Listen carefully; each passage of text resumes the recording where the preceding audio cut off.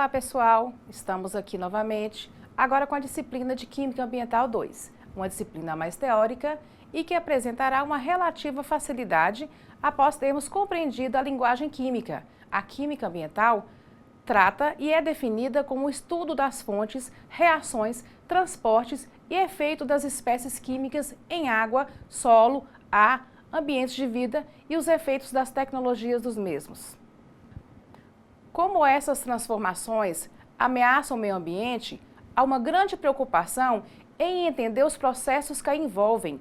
A química ambiental estuda os processos químicos que acontecem na natureza, sejam eles naturais ou causados pelo homem, e que comprometem não só a saúde humana, mas de todo o planeta, devendo, contudo, observar os ecossistemas, seus compartimentos abióticos e bióticos. Todas as questões abordadas na química ambiental que digam respeito a processos naturais e ou afetados por ações antrópicas, quer da atmosfera, hidrosfera e geosfera, têm de ser tratados de forma holística e integrada, possuindo essa ciência um caráter intermultidisciplinar que foi desenvolvido em cooperação com a biologia, ecologia, geologia, engenharia, toxicologia, entre outros. Começaremos os nossos estudos compreendendo os conceitos de substâncias tóxicas. São substâncias capazes de provocar a morte ou danos à saúde humana se ingeridas, inaladas ou por contato com a pele, mesmo em pequenas quantidades.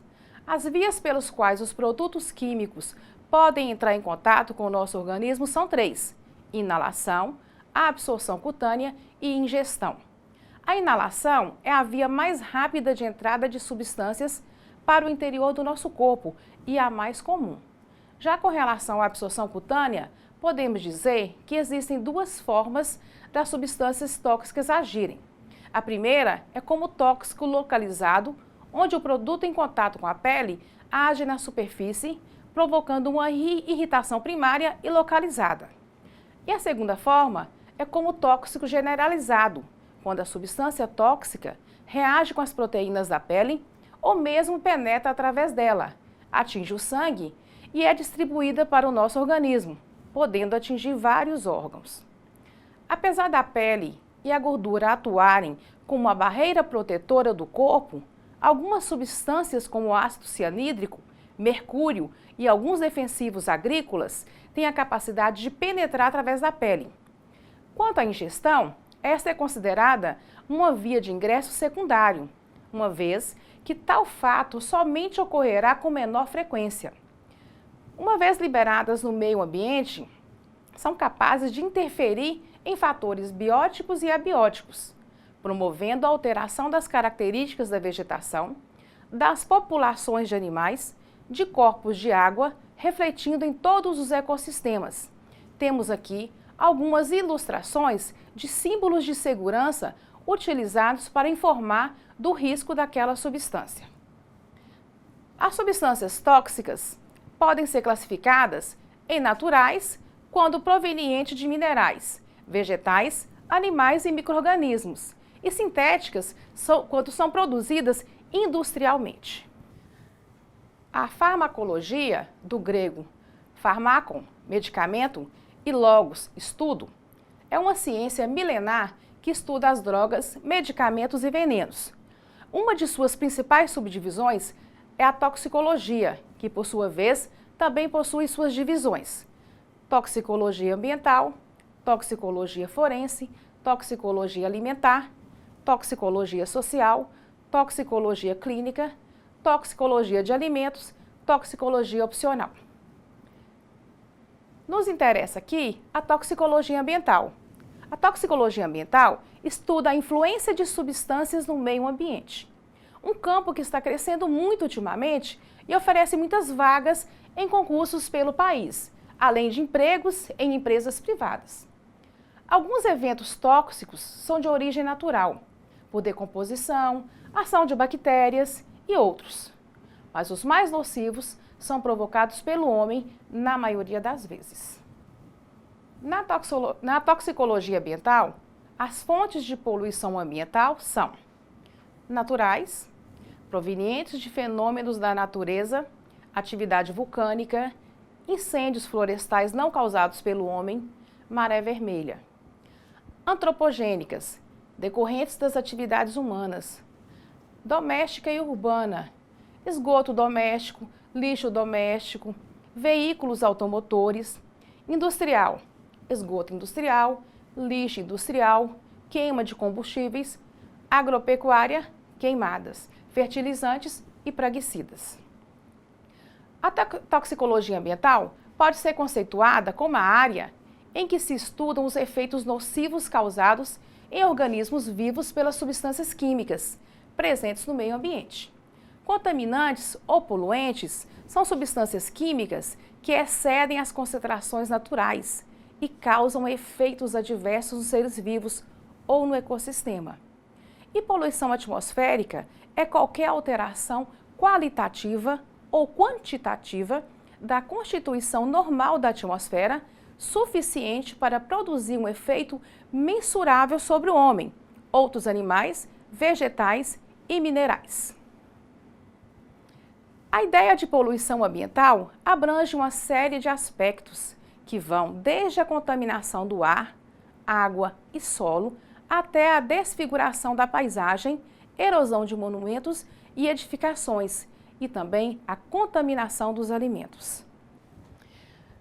No estudo da toxicologia ambiental, devemos perceber a caracterização, o entendimento e o prognóstico dos efeitos deletéricos de toxicantes de origem antropogênica, bem como estudar os efeitos tóxicos em uma população, comunidade e ecossistema, e mais precisamente, as medidas para conter ou tratar esses danos.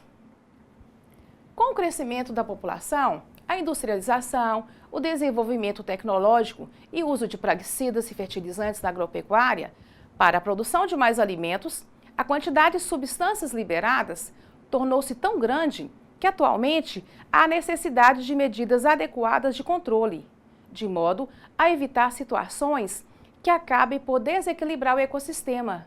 O desequilíbrio causado pode resultar em eliminação de diversas espécies, animais ou vegetais, e até do próprio ser humano. Na área da toxicologia ambiental, é necessário conhecer as fontes de poluição, a interação dos poluentes com os componentes da atmosfera, os mecanismos naturais de remoção dos mesmos e fatores geográficos e climáticos que aumentam ou diminuem o risco, com o objetivo de se estudar os efeitos nocivos decorrentes da exposição a esses xenobióticos. O que são xenobióticos? Substâncias químicas estranhas ao organismo humano. A finalidade no âmbito dessa área da toxicologia é verificar as condições de risco para propor medidas preventivas como as monitorizações ambiental e biológica e o controle das fontes emissoras de poluição. Como tipos de poluição, podemos citar a atmosférica, hídrica, do solo, sonora, visual, luminosa e radioativa. Podemos citar alguns poluentes mais comuns e suas fontes. Os hidrocarbonetos, nós já vimos lá na Química Ambiental 1, que são as cadeias carbônicas formadas apenas por átomos de carbono e hidrogênio, base dos combustíveis fósseis, principal fonte emissora são os veículos, refinaria de petróleo e a vegetação, que também possui em sua estrutura orgânica os hidrocarbonetos, que são a base da matéria orgânica. Sulfetos, principais fontes, as usinas termoelétricas. A poluição atmosférica causada pelo sulfeto de hidrogênio pode ter origem na natureza e nos segmentos industriais. Na natureza, o H2S é proveniente dos campos de petróleo e gás natural, das águas subterrâneas, das zonas pantanosas, das jazidas de sal, de carvão, de minérios sulfetados e da erupção de vulcões. Nos segmentos industriais, é proveniente de processos de remoção química e ou lavagem de gases ácidos, de sistemas de tratamento de efluentes, de fermentações.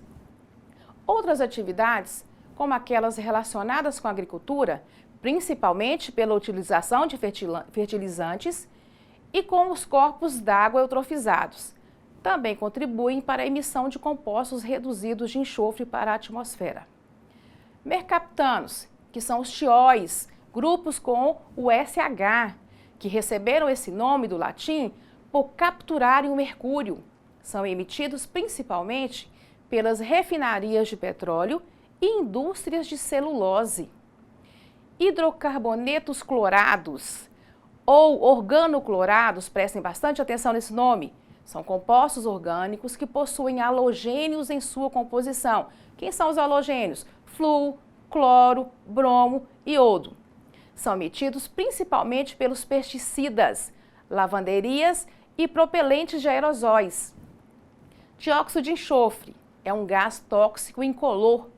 Pode ser emitido por fontes naturais ou por fontes antropogênicas e pode reagir com outros compostos na atmosfera, formando material particulado de diâmetro bem reduzido. Fontes naturais, como vulcões, contribuem para o aumento das concentrações de SO2 no ambiente. Porém, na maior parte das áreas urbanas, as atividades humanas são as principais fontes emissoras. A emissão antropogênica é causada pela queima de combustíveis fósseis, o grande vilão, que contenham enxofre em sua composição. As atividades de geração de energia, uso veicular e aquecimento doméstico são as que apresentam emissões mais significativas. Óxidos de nitrogênio. Temos, por exemplo, o óxido nitroso, NO, e também chamado de gás hilariante, por provocar certa euforia quando aspirado. Já teve uso medicinal, sendo utilizado como anestesia fraca. Geralmente não é considerado poluente troposférico, mas uma vez inserido na estratosfera, ele exerce efeito sobre o ozônio, pois reage com o oxigênio atômico, que assim se encontrará menos disponível para reagir com O2, prejudicando a formação de O3, que é o ozônio, e contribuindo para a degradação da camada de ozônio. E óxido nítrico, N2O, gás tóxico incolor, o óxido nítrico tende a se oxidar na atmosfera, formando dióxido de nitrogênio, NO2. Assim como o N2O, ele contribui para a degradação da camada de ozônio, já que o NO também reage com as moléculas de oxigênio, ozônio, além de radicais peróxidos. Os efeitos da exposição à poluição atmosférica dependem essencialmente das concentrações dos poluentes e do tempo de exposição. Exposições prolongadas a concentrações baixas de poluentes podem ser mais nocivas do que exposições de curta duração a concentrações elevadas. Fatores de sensibilidade que determinam a maior ou menor severidade dos efeitos dos indivíduos: idade, estado nutricional, condição física ou predisposições genéticas. Ácido nítrico, HNO3, proveniente do NO2, que é um gás poluente com ação altamente oxidante. Sua presença na atmosfera é fator-chave na formação do ozônio troposférico. Além de efeitos sobre a saúde humana, também apresenta efeitos sobre as mudanças climáticas globais. As fontes podem ser naturais: vulcanismos, ações bacterianas, descargas elétricas e antropogênicas. Processos de combustão em fontes móveis e fixas. As emissões naturais são em maior escala que antropogênicas, porém, em razão de sua distribuição sobre o globo terrestre, tem menor impacto sobre as concentrações desse poluente nos centros urbanos. Monóxido de carbono é um gás inodoro e incolor, formado no processo de queima de combustíveis. Fontes: é emitido nos processos de combustão que ocorrem em condições não ideais, combustão incompleta, em que não há oxigênio suficiente para realizar a queima completa do combustível. A maior parte das emissões em áreas urbanas são decorrentes dos veículos automotores. Dióxido de carbono. A principal fonte de emissões é pelas atividades ou intervenções humanas e é um gás de efeito estufa. Tipo de intervenções humanas: queima de combustíveis fósseis, como o petróleo, gasolina, óleo diesel, gás natural e carvão mineral. Geralmente, a queima desses combustíveis fósseis é utilizada para gerar energia e movimentar motores de máquinas, veículos e também para gerar energia elétrica. Desmatamento, se uma floresta é convertida em pastagem, por exemplo, ocorrem emissões de gás carbônico na atmosfera. Então, toda essa mudança no uso da terra, como desmatamento para produzir atividades agrícolas ou agropecuárias, geram fontes emissoras de CO2. Respiração também é uma fonte de emissão. Animais extraem oxigênio pelo ar que respiram. Logo, ele é combinado com açúcares, produzindo energia, CO2 e água. Amônia, NH3, emitida principalmente pelas fábricas de fertilizantes e de amônia. A amônia é uma substância química no estado físico liquefeito, com composição NH3. É um gás tóxico e agressivo, incolor, sem sensibilidade à luz e com odor pungente. Também é conhecida comercialmente como amônia anidra, subsistindo no estado líquido sob baixas temperaturas ou pressões relativamente altas. Atualmente, a amônia está presente nas áreas industriais, comerciais e residenciais. Ozônio é um poluente secundário, ou seja, não é emitido diretamente, mas formado a partir de outros poluentes atmosféricos. É altamente oxidante na troposfera, camada inferior da atmosfera. O ozônio é encontrado naturalmente na estratosfera, camada situada entre 15 e 50 quilômetros de altitude, onde tem a função positiva de absorver radiação solar, impedindo que grande parte dos raios ultravioletas cheguem à superfície terrestre. Fontes: a formação do ozônio troposférico ocorre através de reações químicas complexas que acontecem entre o dióxido de nitrogênio e compostos orgânicos voláteis, na presença de radiação solar. Estes poluentes são emitidos principalmente na queima de combustíveis fósseis, volatilização de combustíveis, criação de animais e na agricultura. Material particulado é uma mistura complexa de sólidos com diâmetro reduzido, cujos componentes apresentam características físicas e químicas diversas. Em geral, o material particulado é classificado de acordo com o diâmetro das partículas, devido à relação existente entre diâmetro e possibilidade de penetração no trato respiratório. Fontes: as fontes principais de material particulado são a queima de combustíveis fósseis, queima de biomassa vegetal, emissões de amônia na agricultura e emissões decorrentes de obras e pavimentação de vias. Os poluentes atmosféricos podem ser classificados segundo a sua origem como: em primários, quando são diretamente emitidos pelas fontes de emissão, exemplo, monóxido de carbono e dióxido de enxofre, e como secundários, quando são resultantes de reações e transformações entre poluentes primários na atmosfera, exemplo, ozônio e ácido sulfúrico. Bom, agora veremos alguns tipos de substâncias tóxicas. Substâncias tóxicas são elementos químicos livres que podem ser encontrados naturalmente na natureza, como fabricados pelo homem. Existem aproximadamente 12 milhões, sendo que 3 mil causam a maioria dos acidentes. Atualmente, mais de 87 mil substâncias tóxicas são produzidas pelo homem e, potencialmente, podem atingir os ecossistemas e organismos aquáticos, com impactos para a saúde humana, diretamente ou pelo consumo de água, peixes, animais contaminados, etc. As substâncias tóxicas têm a capacidade de permanecer por muito tempo retidas nos ecossistemas. Veremos mais adiante. As substâncias tóxicas estão presentes no cotidiano das pessoas, principalmente em produtos de bens de consumo, como esmalte, acetona, gasolina, batom, inseticidas, desinfetante, tintas, vernizes, solventes, colas, álcool, alvejantes, fertilizantes, gás de cozinha, alisante e tintura de cabelo, querosene, cigarro, soda cáustica, etc. Vamos enfocar aqui as substâncias tóxicas sintéticas, entre as quais as mais relevantes no contexto ambiental são pesticidas, PCBs, dioxinas e furanos, pHs, DRINs, metais pesados. A capacidade atual dos países desenvolvidos em produzir e colher grandes quantidades de alimentos em áreas relativamente pequenas, com participação reduzida de trabalho humano, tem sido possível graças ao uso de pesticidas e agrotóxicos.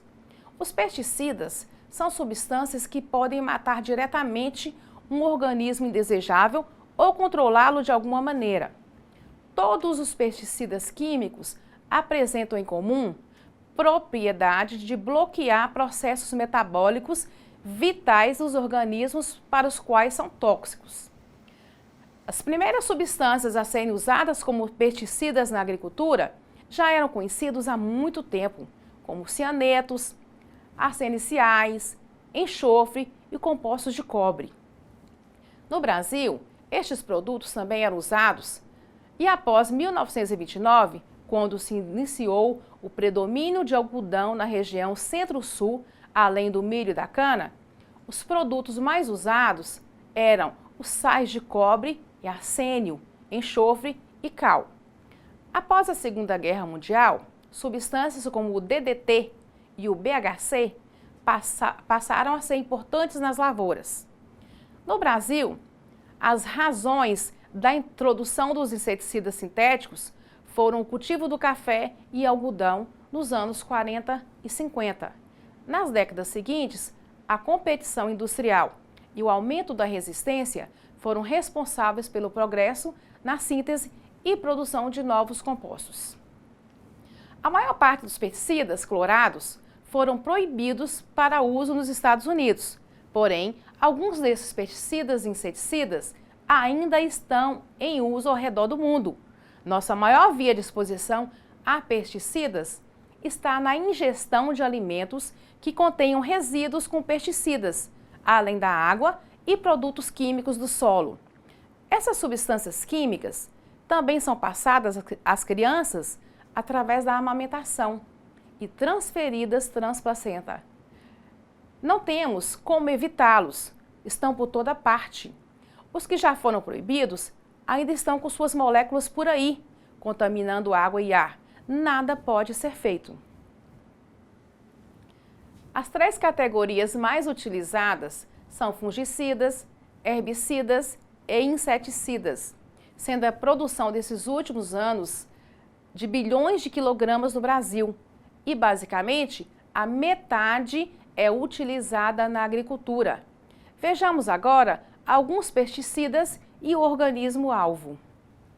Temos aqui o acaricida, utilizado para ácaros, algicida, para algas consideradas daninhas, avicida, para pássaros, bactericida, para bactérias nocivas ao plantio, desinfectante para micro-organismos microscópicos, fungicida no controle dos fungos, inseticida para o controle de insetos, larvicida para o controle de larvas dos insetos, molusquicida para moluscos como caracóis e lesmas, nematicida para o controle de nematódios, ascaris lumbrigoides, por exemplo, Xylostoma dorale, etc. Pesticida, piscida no controle de peixes e raticida para o controle de roedores como ratos. O uso de pesticidas pela agricultura é a principal fonte de entrada dessas substâncias no ambiente, devido às grandes quantidades utilizadas. A contaminação pode ocorrer por outros meios, como propagação pelos ventos, pela evaporação, que ao atingir a atmosfera, distribui esses agentes químicos para o solo ou as águas superficiais, e pela disposição inadequada das embalagens vazias contendo resíduos de contaminantes, comprometendo a qualidade da flora e da fauna nativas, sem falar da própria saúde do homem. Desde a sua introdução, os pesticidas foram sinônimo de problema. Devido ao seu impacto potencial sobre a saúde humana e animal pela ingestão de alimentos contaminados, no Paraná, deram início ao programa de resíduos de agrotóxicos em alimentos, e no Pará com o objetivo de avaliar a qualidade de alimentos in natura ligada ao uso de agrotóxicos. O uso abusivo de pesticidas pode degradar recursos naturais, em alguns casos de modo irreversível, desequilibrando ecossistemas, contaminando lençóis freáticos e, obviamente, o próprio solo. O maior risco promovido pelo uso de pesticidas é a contaminação de alimentos. Em agricultores, alguns estudos sugerem que a exposição aos pesticidas esteja relacionada com problemas de saúde tardios, como perda de memória, problemas na pele, câncer, problemas respiratórios e depressão. O abuso e tamanho, que uma pesquisa realizada em Bangladesh indica que muitos agricultores não necessitam do uso de pesticidas em suas plantações de arroz, mas persistem nisso sob o argumento de que o pesticida é pago pelo governo. Vejamos agora os PCBs. A sigla PCBs vem do inglês Polychlorinated Biphenyls, que em português significa bifenilas policloradas, ou seja, duas fenilas que têm mais de um átomo de cloro ligado à cadeia carbônica. Esses componentes englobam substâncias químicas industriais organocloradas. Os organoclorados, embora não sejam pesticidas, têm ampla utilização em diversos setores. A maioria dos PCBs são persistentes nos ambientes e podem bioacumular-se nos organismos vivos. Os PCBs, em sua maioria, são insolúveis em água, mas muito solúveis em gorduras e óleos. Comercialmente, sua atratividade se relaciona às suas propriedades químicas. São substâncias inertes, difíceis de queimar, possuem baixa pressão de vapor, são excelentes isolantes térmicos, daí sua aplicação em fluidos refrigerantes, em transformadores e condensadores elétricos. Podem ser usados como plastificantes. Adiciona-se a esses fatores seu baixo custo de produção, associando sua alta estabilidade ao uso extensivo e à falta de critério em seu descarte. Os PCBs tornaram-se poluentes ambientais corriqueiros e persistentes. Eles podem persistir durante muitos anos no ambiente, já que resistem à ação decompositora de agentes químicos e biológicos. Tanto a produção como o uso de muitos compostos organoclorados foi banida de alguns países, mas estima-se que existam quantidades significativas armazenadas em áreas de depósitos de resíduos. Cerca de 15% da produção mundial de PCBs está nos países em desenvolvimento. Temos aqui, na ilustração, que a soma de X mais Y, veja aqui, ó, CLX, CLY, tem que ser menor ou igual a 10. Por que isso? Se observarmos bem, as fenilas podem ser substituições em seus átomos de carbono por átomos de cloro. E como temos aqui as posições 2, 3, 4, 5 e 6 nas fenilas, só poderíamos ter, então, até a quantidade de 10 átomos de cloro como substituintes. Segundo o Penteado e Vaz 2001, os PCBs contaminam o meio ambiente através de acidente ou perda no manuseio de PCBs e ou fluidos que os contenha, vaporização de componentes contaminados com PCBs, vazamento de fluidos hidráulicos contendo PCBs, fumaça oriunda da incineração de produtos contendo PCBs, efluentes industriais e ou esgotos despejados em rios e lagos.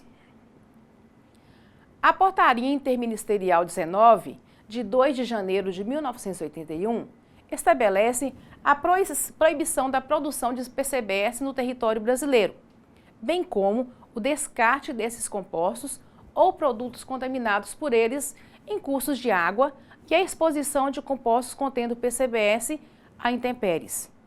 A maior parte dos PCBs não é tóxica para os seres humanos. A preocupação gira em torno de sua toxicidade reprodutiva em humanos e animais, que bioacumulam os PCBs no tecido gorduroso. Um estudo realizado em Michigan mostrou que as crianças nascidas de mães que habitavam as redondezas do lago Michigan, que possuía elevados níveis de PCBs, apresentaram retardo no crescimento e diminuição da capacidade de raciocínio. Dioxina ou dibenzeno para dioxinas policloradas e furanos ou dibenzofuranos policlorados. As dioxinas são subprodutos de muitos processos industriais, principalmente a combustão, nos quais o cloro e produtos químicos dele derivados são produzidos, utilizados e eliminados. As emissões industriais de dioxina para o meio ambiente podem ser transportadas a longas distâncias por correntes atmosféricas e, de forma menos importante, pelas correntes dos rios e dos mares. Como os PCBs, as dioxinas e furanos são tóxicos e extremamente persistentes, podendo ser encontrados no solo, no ar, na água, em animais e vegetais. Sua natureza lipofílica e persistência favorece sua acumulação em tecidos gordurosos. Alimentos de origem animal apresentam altas concentrações de dioxinas e furanos. A exposição de dioxinas e furanos acontece quando o indivíduo é exposto ao ar, ou bebida ou alimento contaminado. Segundo a USEPA, cerca de 90% dos casos de exposição a dioxinas e furanos acontecem através de alimentos contaminados, principalmente carne bovina, suína, peixe e derivados. Apenas uma pequena porcentagem da exposição acontece pelo ar. As consequências da contaminação por dioxinas e furanos são câncer, doenças de pele, distúrbios hormonais, má formação fetal, depressão do sistema imunológico e esterilidade. As dioxinas estão presentes no mundo de forma bastante difusa. Estima-se que, mesmo que a produção cesse hoje completamente, os níveis ambientais levarão mais de 30 anos para diminuir. Isso ocorre porque as dioxinas são persistentes, levam de anos a séculos para serem degradadas e podem ser continuamente recicladas no meio ambiente. Nos últimos 50 anos, o súbito aumento da emissão de dioxinas parece estar relacionado a fontes industriais, coincidindo com o aumento de produção industrial de substâncias com base em cloro desde os anos 40. Vejamos aqui alguns ramos industriais que utilizam cloro em seus processos e emitem dioxinas, dados obtidos dos inventários nacionais mais recentes disponíveis na internet. Principais fontes de emissão de dioxinas no mundo entre 1995 e 2005. Erosão, 1%. Siderurgia e metalurgia, 11%. Incineração, 17%. Geração de energia, 2%. Incinerados industriais, 5%. Queimas caseiras, 17%. Transportes, 1%. Produção de produtos minerais, 1%. Combustão não controlada, 29%. Produção e uso de substâncias químicas, 3%. Aterros e incêndios, 12%. E tratamento de efluentes, 1%. Podemos perceber aqui que os grandes vilões são exatamente as queimadas, combustão não controlada e siderurgia e metalurgia. Vejamos agora um esboço das rotas de exposição que incluem exposição direta pelas emissões atmosféricas e de chaminés e exposição indireta pela contaminação do solo e produtos alimentícios, água e outros. Estudos nos Estados Unidos têm mostrado que lá a maior fonte de dioxina é a da alimentação. Como a dioxina é solúvel na gordura, ela bioacumula na cadeia alimentar e é encontrada principalmente na carne e no leite e seus derivados, conforme mostrado no próximo slide. A carne de vaca participa com 31,8% da dose diária, os laticínios com 20,1%, o leite com 14,7%, o frango com 10,8%, a carne de porco com 10,2%, o peixe com 6,5%, o ovo com 3,4%, a inalação de ar atmosférico com 1,8% e o contato direto com o solo com 0,7%. Através da parte gordurosa dos animais, ela se acumula, podendo atingir o topo da cadeia alimentar. A principal via parece ser ar vegetais até atingir os humanos ou outros animais. Nos peixes, a principal rota de exposição é a água. Plantas e animais são expostos principalmente através de particulados suspensos no ar. As partículas sedimentam na vegetação, que pode servir de alimento para animais, podendo passar para o homem. Conhecer a emissão total de uma dada região e a participação das diversas fontes nesse total é de grande importância na determinação do risco a que as pessoas e outros receptores estão expostos e para o estabelecimento de políticas públicas de controle desses poluentes. Conforme já mencionado anteriormente, várias são as fontes de emissão de dioxinas e furano, algumas delas ainda não bem estudadas. Veremos agora os hidrocarbonetos aromáticos polinucleados, ou a sigla PAHS. Naftaleno, criseno, pireno, coroneno e ovaleno são exemplos de alguns PAHS. Os hidrocarbonetos com propriedades semelhantes ao benzeno são chamados de aromáticos e quando eles apresentam anéis benzênicos condensados, são chamados de hidrocarbonetos aromáticos polinucleados. Eles são encontrados no carvão, madeira, tabaco e outros materiais orgânicos. São lançados na atmosfera como resultado da queima incompleta desses materiais. Há mais de 100 tipos diferentes de PHS, encontrados em graxas sólidas de asfalto, óleo cru, carvão, piche.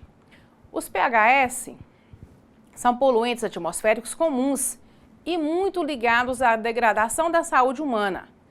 Aqueles que contêm até 4 anéis benzênicos, quando emitidos para o ar, permanecem no estado gasoso e são degradados em no máximo 24 horas. Aqueles que contêm mais de 4 anéis benzênicos possuem baixa pressão de vapor e se condensam, sendo absorvidos pela superfície de partículas de fuligem cinza. Além de poluir o ar, os PHS são importantes contaminantes da água.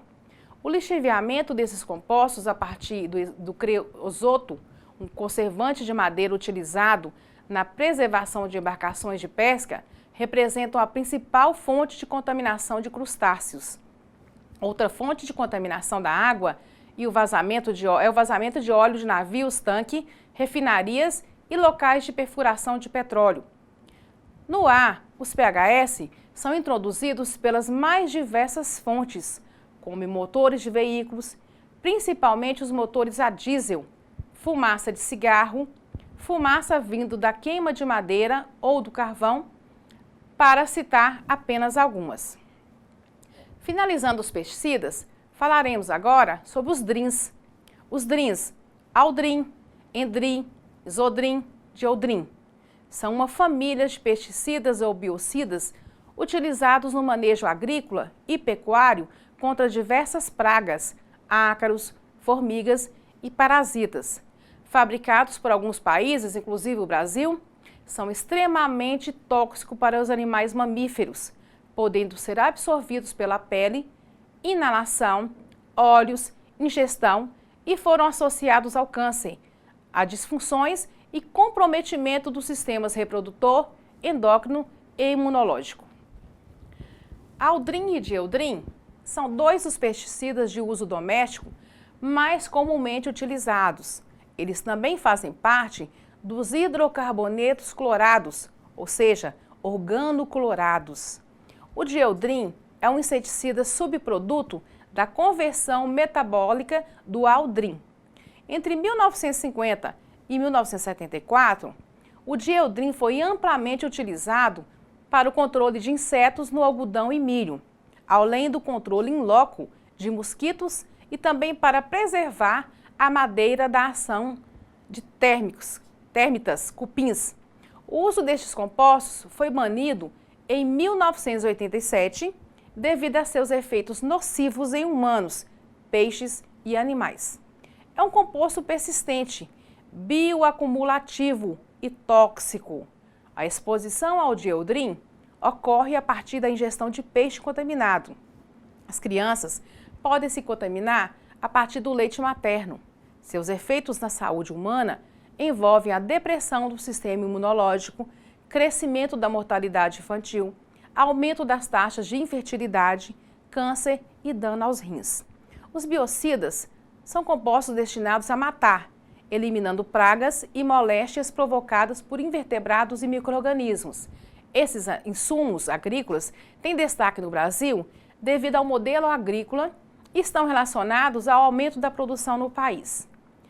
Após 1945, os biocidas organosintéticos passaram a ocupar o recente segmento de defensivos agrícolas no mercado industrial para a agricultura, primeiramente nos países desenvolvidos e posteriormente nos subdesenvolvidos. Atualmente estão incluídos na lista dos poluentes orgânicos persistentes, POPS, regulados internacionalmente pela Convenção de Basel, que regula o lixo tóxico. Foram proibidos pela Organização das Nações Unidas, a ONU, em maio de 2001, quando foi assinada a Convenção de POPS, em Estocolmo, na Suécia. Estes compostos são bastante estáveis em meio alcalino e permanecem por períodos prolongados no meio ambiente.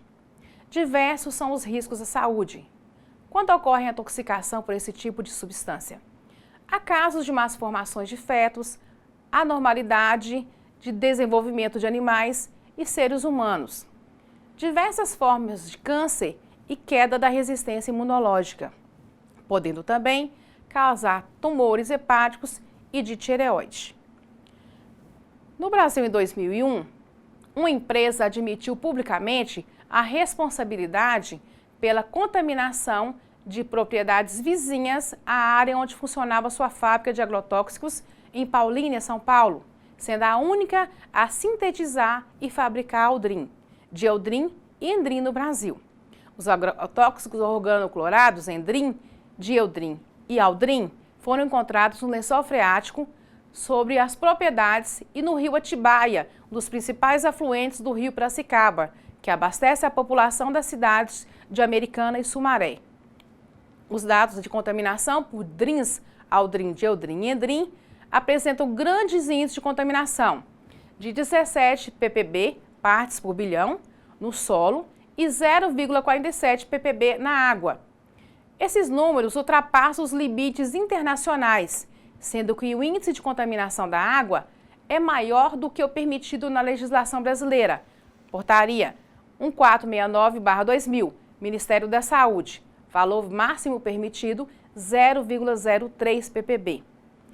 A comercialização desses produtos foi interrompida no Brasil em 1985, através da Portaria 329, de 2 de setembro de 1985, do Ministério da Agricultura, sendo ainda permitida a comercialização de iscas para formigas e combo cupicida destinados a reflorestamentos elaborados à base de aldrin. Entretanto, a fabricação para exportação continuou até 1990. Em 1998, através da Portaria número 12 do Ministério da Saúde, esses produtos foram completamente proibidos. Veremos agora os metais pesados. O termo metais pesados é utilizado para designar uma classe de elementos químicos, os metais, que apresentam propriedades tóxicas ou ecotóxicas.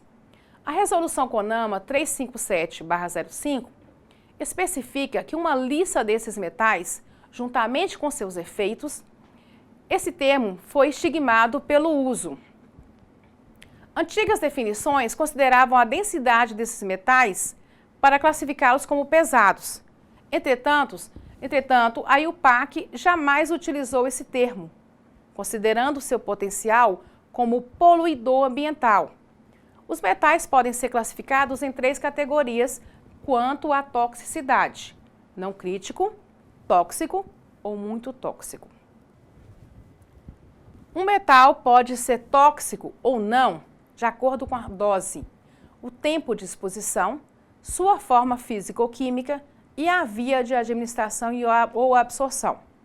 Os metais pesados são contaminantes de água e alimentos, mas são transportados por via aérea na forma de gases ou como espécies adsorvidas em material particulado. Os efeitos tóxicos de metais, em geral, são avaliados em curto prazo e tratados como agudos. Hoje, a ocorrência a médio e longo prazo são pouco evidentes, já que podem estar relacionadas com a interação de metais com outros agentes químicos. Os metais mais explorados em estudos científicos são mercúrio, cádmio, chumbo e arsênio.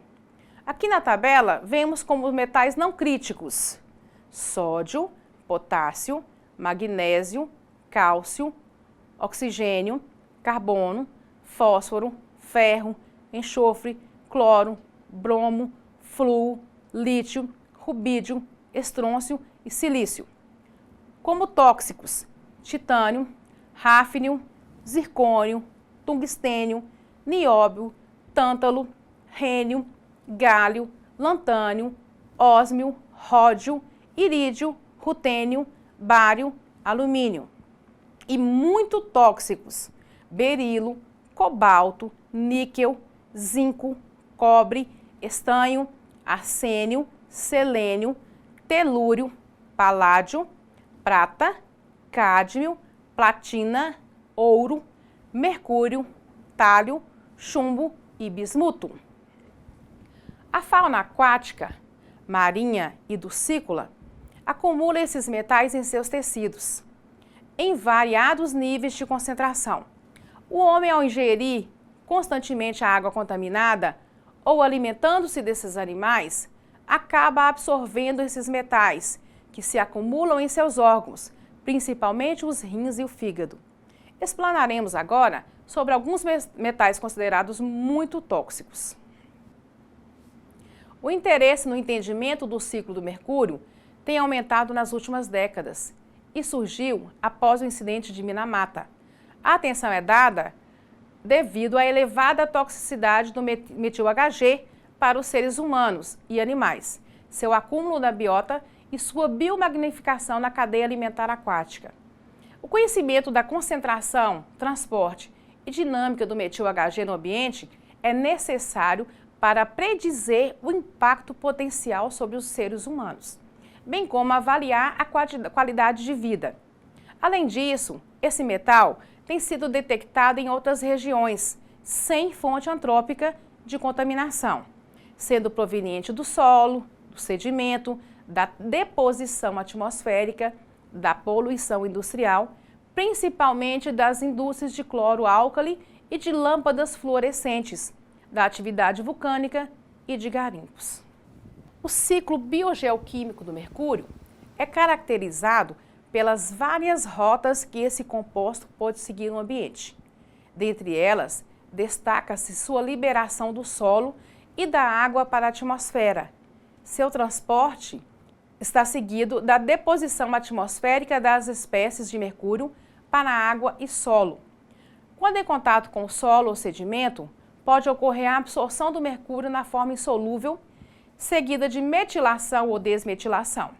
O ácido é completado, o ciclo é completado pelas rotas de precipitação, bioconversão em formas voláteis ou solúveis, reinteração deste na atmosfera ou bioacumulação na cadeia alimentar, aquática ou terrestre. O conhecimento do ciclo biogeoquímico do mercúrio no ambiente é de extrema importância para se entender o grau de toxicidade do mercúrio e seus compostos.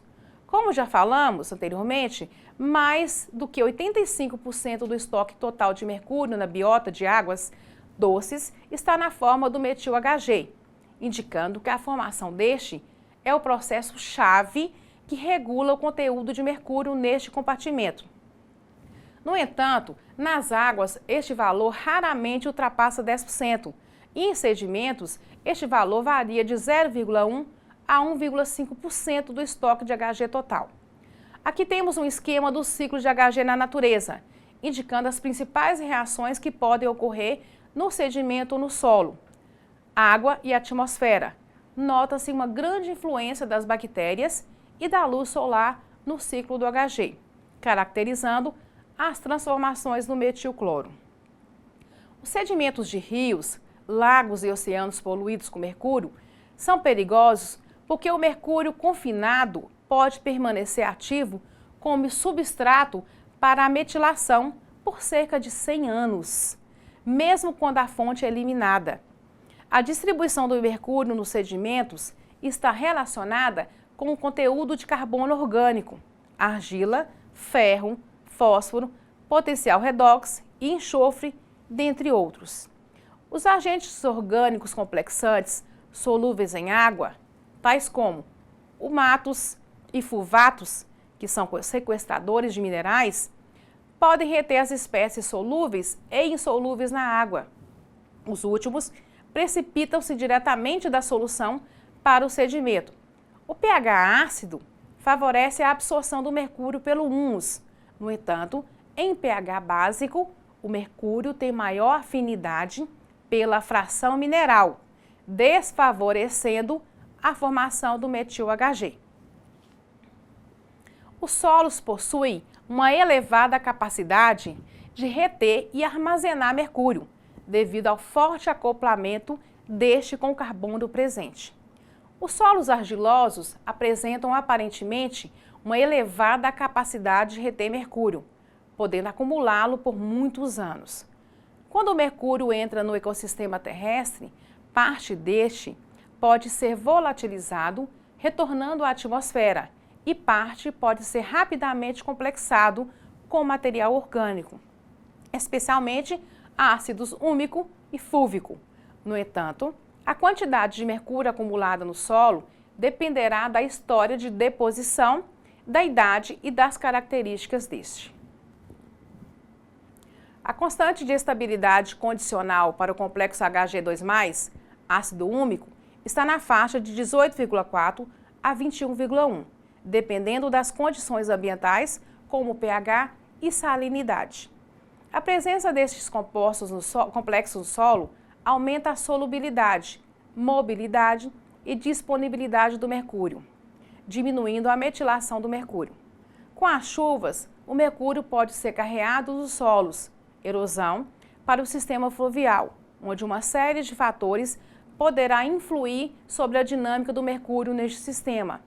O equilíbrio entre as formas inorgânicas, HGO, Hg2+, o intercâmbio de HGO com a atmosfera, a adsorção em partículas de sedimentação, a precipitação como HGS, a fotooxidação-redução e a complexação com material orgânico são alguns dos processos físico-químicos que podem influir na dinâmica do mercúrio em águas naturais.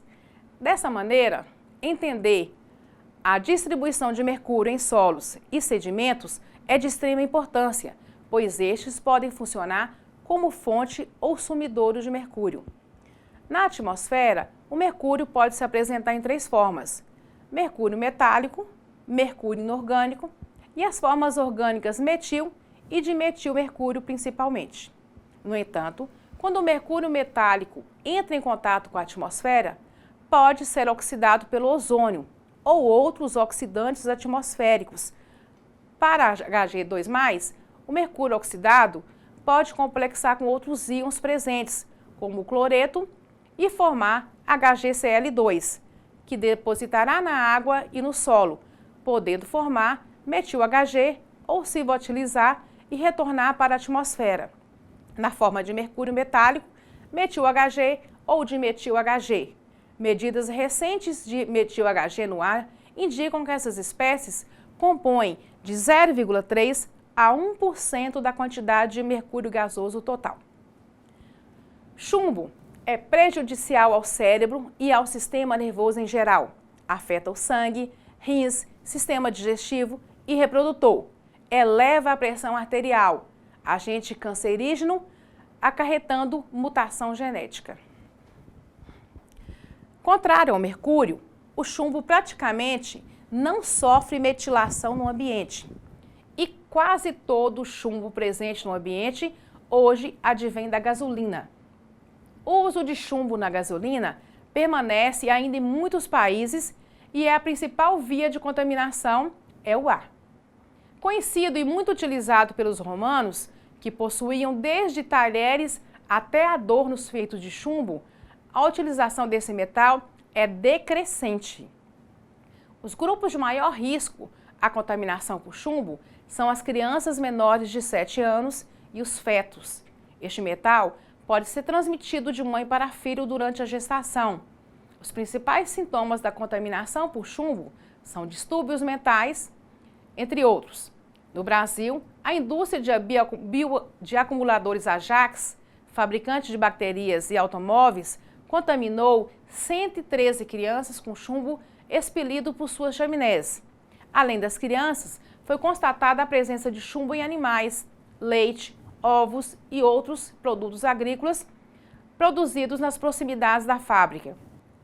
A presença do íon chumbo mais 2 em águas naturais é aparentemente paradoxal, dado que tanto o seu sulfeto PBS quanto o seu carbonato, o PbCO3, são altamente insolúveis em água.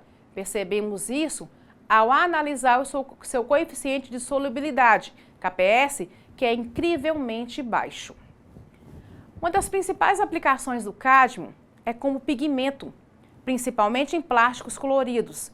Sua emissão para o meio ambiente ocorre através da incineração de plásticos e outros materiais que o utilizam, como pigmento, e através da reciclagem de aço laminado como cádmio. Seu íon, o CD+2, é muito solúvel em água. Entretanto, a presença do íon sulfeto, com o qual forma um sal estável, reduz sua disseminação. E apenas uma pequena parcela de indivíduos se contamina por ingestão direta. Historicamente, os episódios de contaminação por cádmio decorrem da poluição provocada pela exploração de minas e fundições. É um agente cancerígeno, provoca mutações genéticas nas células, alterando sua função e pode causar danos ao sistema reprodutivo. Ocorre conjuntamente com o zinco, já que é um subproduto da fusão do zinco. A combustão do carvão introduz cádmio no ambiente. Tem grande aplicação na indústria de baterias recarregáveis. O cádmio metálico oxidando a cádmio+1 e liberando 2 elétrons.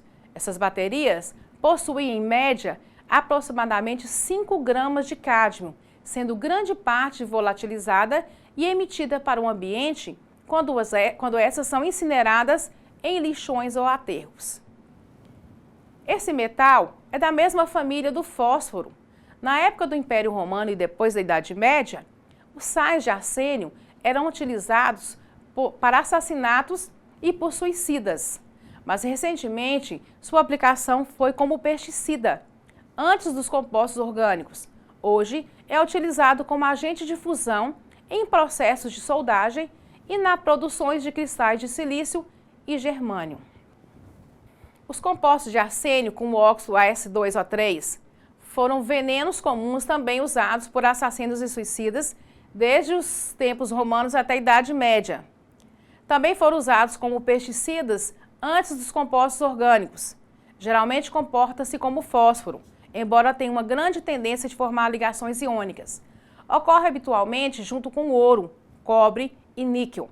O arsênio é um elemento químico semimetálico que ocorre naturalmente em rochas, no solo, na água, no ar, em plantas e em animais. E é amplamente distribuído na natureza, em concentrações muito baixas, incluindo vestígios nos alimentos diários como frango, peixe, arroz e feijão. Embora o arsênio seja tóxico em sua forma básica, essa toxicidade depende da quantidade, da forma de apresentação e do tempo de exposição do elemento. órgãos ambientais e de saúde têm feito extensa pesquisa para estabelecer níveis de exposição aceitáveis em vida sem risco apreciável. O arsênio 3 inorgânico, aqui representado pela equação química de reação do arsênio com oxigênio atmosférico, formando o trióxido de arsênico, onde o arsênio aparece com o número de oxidação mais 3, é mais tóxico do que o arsênio 5, ao lado do íon arsenato, onde o arsênio aparece com o número de oxidação igual a 5, e por isso é classificado como arsênio orgânico. Embora o arsênio mais 5 seja reduzido a arsênio mais 3 no organismo, já que fica retido no organismo por mais tempo, ligado a grupos sulfidrilas, especialmente em água, o arsênio ocorre mais comumente como ácido AS5, formando o H3ASO4. Os compostos AS3, como a ASH3 e a AsCH3,3, são formas mais tóxicas do arsênio. Sobre a saúde humana, provoca danos ao sistema respiratório, provocando infiltração nas mucosas nasais, laringe e brônquios.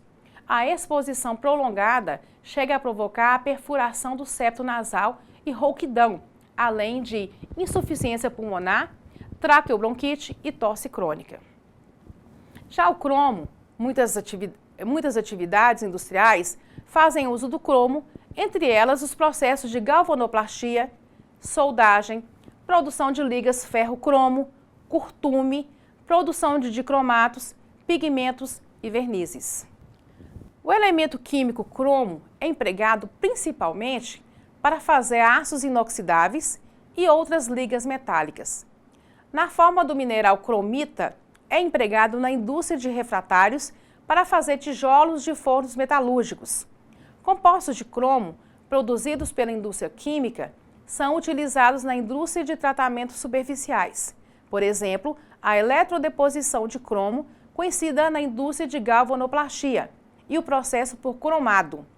Manufatura de pigmentos, curtume de couro, tratamento de madeira e tratamento de água, podendo ser usado como inibidor da corrosão na água usada em torres de resfriamento. Cuidados especiais são necessários tanto na manipulação, durante o processo industrial, como no tratamento dos resíduos. Os resíduos possuem alto poder de contaminação, quando não são convenientemente tratados e simplesmente abandonados em corpos d'água, aterros industriais ou mesmo lixeiras clandestinas. Com facilidade, o cromo atinge o lençol freático ou mesmo reservatório ou rios, que são as fontes de abastecimento de água das cidades. Se o resíduo é degradado no solo, o cromo permanece e pode ser absorvido por plantas, que posteriormente servirão de alimento diretamente ao homem ou animais, podendo por este caminho também atingir o ser humano. Cromo 6 é um carcinogênio humano reconhecido e muitos trabalhadores são expostos a este produto químico. A fumaça contendo esse elemento químico, causa uma variedade de doenças respiratórias, incluindo o câncer. O contato da pele com o composto de cromo causa dermatite alérgica e, mais raramente, pode provocar ulcerações na pele, formando cicatrizes e até perfurações do septo nasal. Há suspeitas de que este composto químico possa afetar o sistema imunológico dos seres humanos. Causa dermatites, úlceras cutâneas, inflamação nasal, câncer de pulmão e perfuração do septo nasal. A absorção de cromo ocorre por via subcutânea, de acordo com o tipo de composto e o tempo de exposição, e é facilmente eliminado pela urina. Seus principais efeitos são irritações nas mãos e nos dedos, lesões nasais e alterações da função respiratória. A sociedade brasileira está tomando consciência do conceito de desenvolvimento sustentável. A noção de sustentabilidade é entendida como o novo paradigma do desenvolvimento humano, cujo objetivo é conciliar justiça social, equilíbrio ambiental e eficiência econômica. Espera-se que as novas gerações não ajam como as gerações passadas, que viam os recursos da natureza como inesgotáveis e o crescimento econômico sem limites.